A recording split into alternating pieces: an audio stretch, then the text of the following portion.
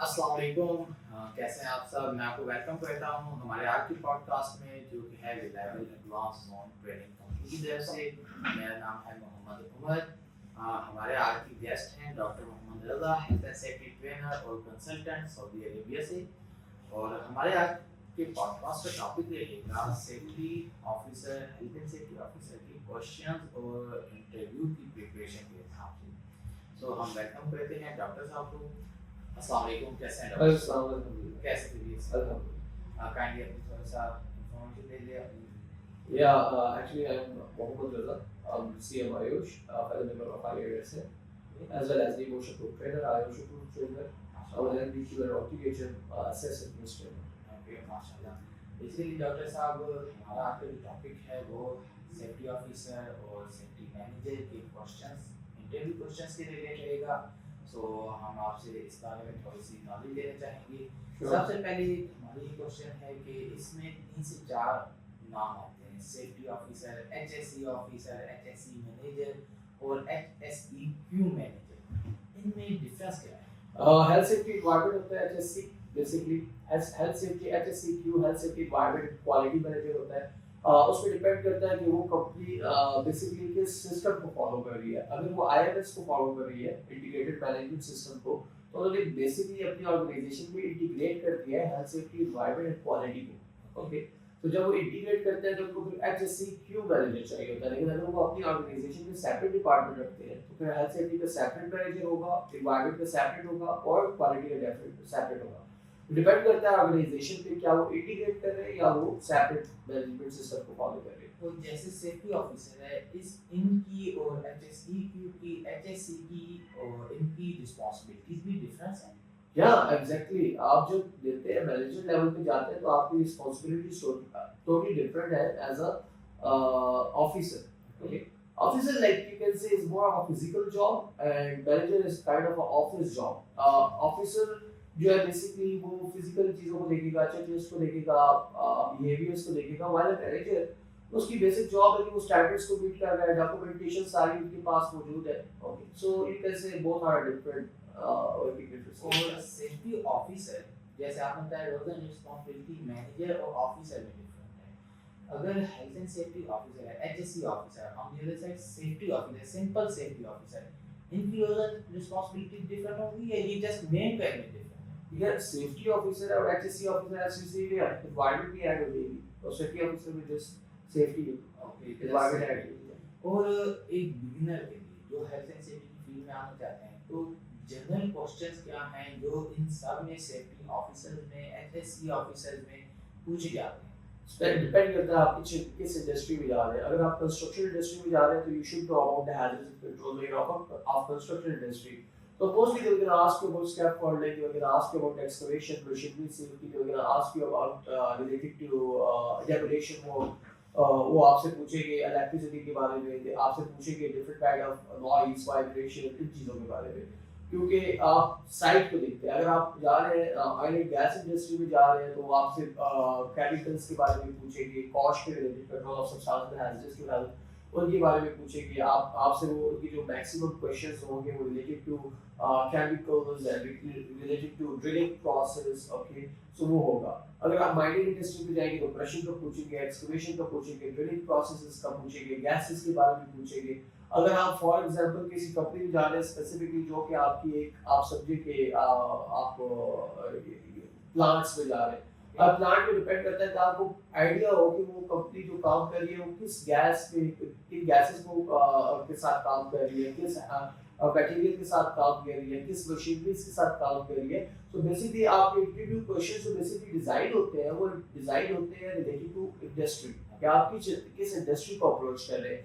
तो डेफिनेटली जब भी आप कहीं सीवी देके या आपको कोई अप्रोच करता है तो वो आपको बताता है कि आपको इस कंपनी ने अप्रोच किया, तो आप उनकी प्रोफाइल जाके देख सकते हैं कि उनकी प्रोफाइल क्या है। तो जब आपको उनकी प्रोफाइल का आइडिया होता है तो आप उसके बाद अपना इंटरव्यू को अकॉर्डिंगली कर सकते हैं प्रिपेयर। और कुछ ऐसे जनरल क्वेश्चंस भी होंगे जो हर पूछे जाते हैं, हर फील्ड के लिए पूछे जाते हैं। Risk assessment is one of general question. उसके अलावा रिस्क प्रोफाइलिंग आ जाता है। उसके बाद ये मिनिमल रिस्क क्या होता है, रेजिडेंट रिस्क क्या होता है, फायर का एक जनरल टॉपिक है, फायर के टॉपिक के बारे में पूछते हैं काफ़ी ज़्यादा। उसके अलावा electricity is a general topic, work attack is a general topic, उसके बारे में काफ़ी पूछते हैं। उसके अलावा ये अगर केमिकल्स के बारे में जनरल टॉपिक है, रूल्स के बारे में पूछे, फायर एक्सटिंग्विशर्स, ये जनरल टॉपिक्स हैं बेसिकली, क्योंकि आपको ऑलमोस्ट हर साइड पे केमिकल्स मिलते हैं, हर साइड पे फायर का हैजर्ड होता है, हर साइड पे इलेक्ट्रिसिटी होती है, तो ये जनरल टॉपिक्स होते हैं जो आपको पूछे जाते हैं।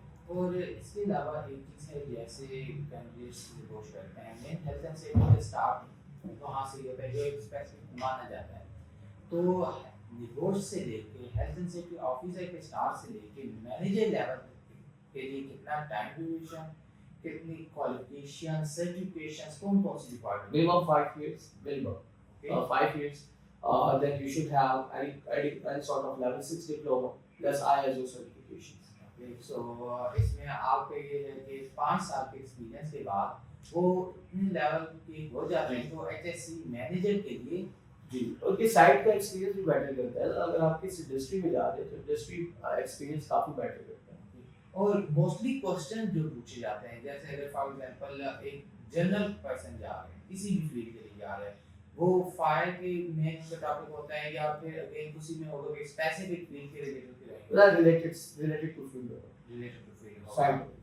ओके, और इसके अलावा हमारा ये क्वेश्चन था कि सेफ्टी ऑफिसर्स या एचएससी मैनेजर या जो उसी कंट्री का एक्सपीरियंस मानते हैं या पूरी दुनिया में से किसी भी कंट्री के एक्सपीरियंस? गल्फ में अगर आप है तो वो गल्फ के एक्सपीरियंस को, सऊदी में तो पूरे गल्फ के एक्सपीरियंस को मान जाएंगे, नो प्रॉब्लम। डिपेंड करता है, आप एक एक्सपीरियंस बंदे को 1 सेकंड में जान देते हैं। अगर कोई फेक एक्सपीरियंस के सर्टिफिकेशंस भी देता है तो जो बंदा इंटरव्यू कर होता है उसको आई थिंक 30 सेकंड्स लगते हैं, 30 second to within a minute उसको आइडिया हो जाता है कि ये बंदा इससे हेड ऑन जॉब की हुई है, जैसे इसके पास सर्टिफिकेशन है, तो it's quite easy to know. Okay, so जो इंटरव्यू ले रहा होता है वो काफी एक्सपीरियंस होता है, उसको पता होता है कि एक्सपीरियंस हो, वो बेसिकली गल्फ के एक्सपीरियंस को हमेशा करते हैं। उसकी मल्टीपल रीजंस है, एक एनवायरनमेंट से आप होते हैं, बेसिकली आप उधर रहते हैं तो आपको पता होता है एनवायरनमेंट वहाँ का क्या है। ओके, उसके अलावा जो है आपको रूल्स का पता होता है, रेगुलेशंस का पता होता है, उसके अलावा आपको वहाँ की सेफ्टी स्टैंडर्ड्स का पता होता है, थोड़ी बहुत लैंग्वेज बैरियर भी नहीं होता आपको, तो बिकॉज ऑफ दैट रीजन वो प्रेफर करते हैं गल्फ के एक्सपीरियंस को। ओके, और डॉक्टर साहब पूछ चुके आपने हमारे क्वेश्चन का आंसर किया, और बाकी आप क्या कहते हैं प्रिपरेशन, जो एक बिगिनर जा रहे हैं हेल्थ एंड सेफ्टी की फील्ड में, वो इंटरव्यू की प्रिपरेशन का क्या तरीका करे कि उसके लिए इंटरव्यू देना आसान हो जाए? ये मैं तो कहूँगा आपको निगोश की बुक्स पढ़नी चाहिए। ओके, और सर आपको इंटरनेट से इंटरव्यू क्वेश्चन आंसर मिल जाते हैं, उनको प्रिपेयर करें। उसके अलावा आपकी ग्रिप काफ़ी अच्छी होनी चाहिए हैजर्ड कंट्रोल में इस पे, और स्टैंडर्ड्स को फोकस करें, स्टैंडर्ड से ही वो क्वेश्चंस पूछेंगे आपसे।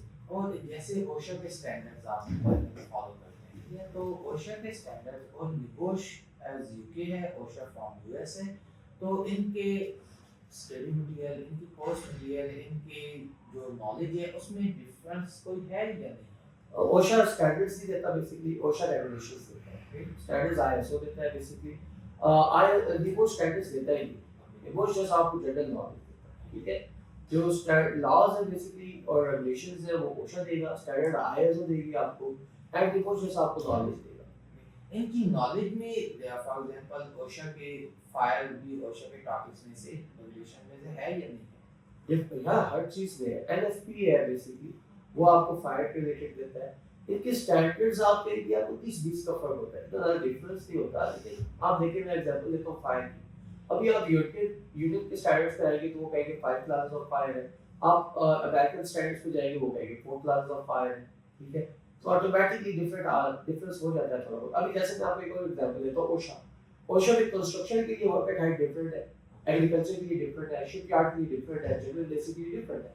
आप वहाँ बैठ के बोल दे 5 फीट में, वो आपसे कंस्ट्रक्शन के लिए अगर पूछ रहा हूँ जिसकी 6 फीट है, आप मेरी 6 फीट बोल दे, और शिपयार्ड की बोल रहा हूँ जिसकी 8 फीट है। ये डिपेंड करता है बेसिकली कि आपसे वो किस इंडस्ट्री के बारे में पूछ रहे हैं, और ओशा उस इंडस्ट्री के लिए डिफरेंट स्टैंडर्ड्स दे रहा हो। सो ये आपको इन चीज़ों के बारे में नॉलेज होना चाहिए।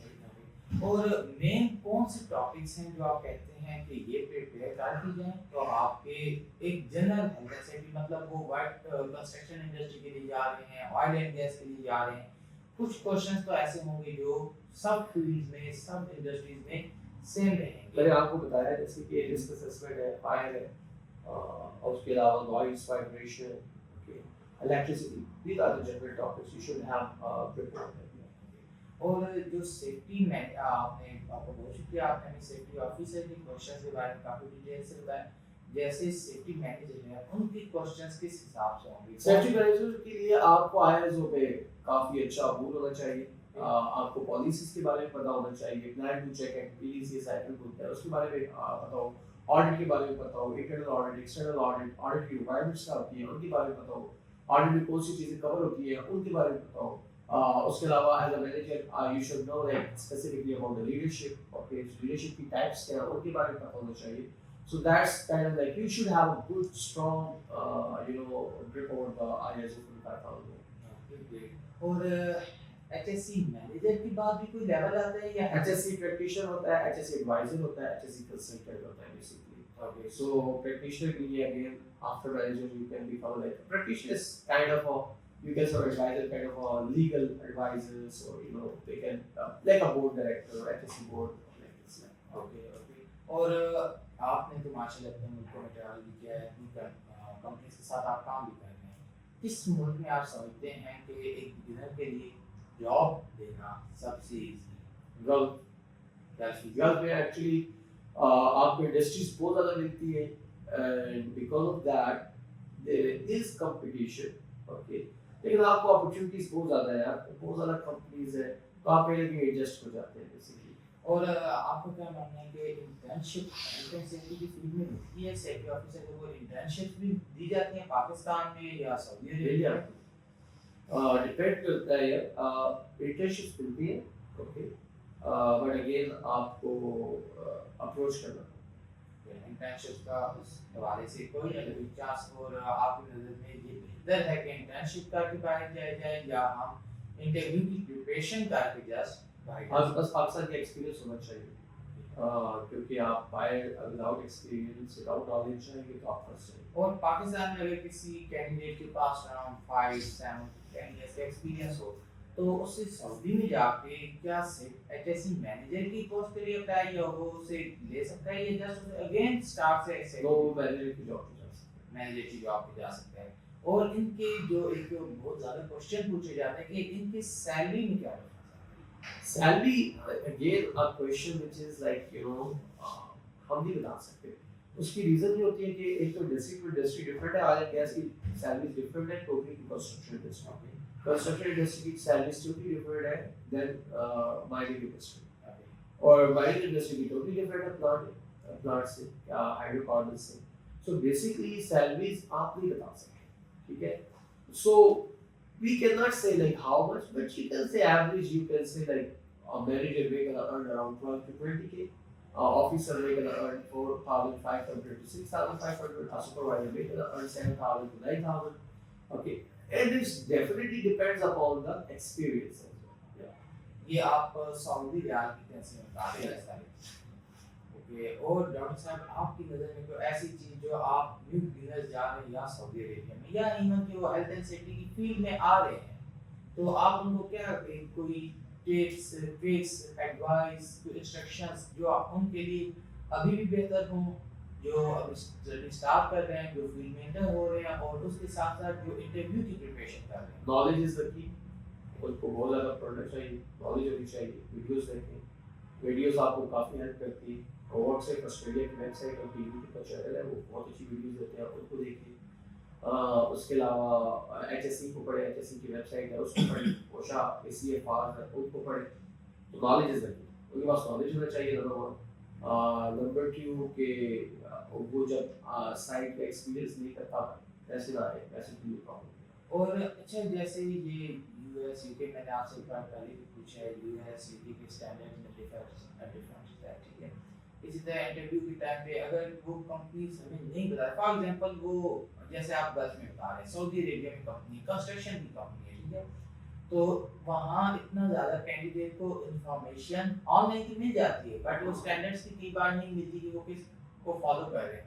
तो क्या कैंडिडेट को दोनों पता होने चाहिए, यूके और यूएस की, या जस्ट वो अपनी जो सिंपल नॉलेज लेके आ सकते हैं? सऊदी अरेबिया के स्टैंडर्ड्स अनाउंस कर दिए हैं, वो तो पढ़ वो अगर वो उस कंट्री में जा रहे हैं, सऊदी अरेबिया में, कंट्री के स्टैंडर्ड्स पढ़। ओके। और एक और चीज़ जो काफ़ी सारे एक्सपीरियंस को भी फेस करनी पड़ती है।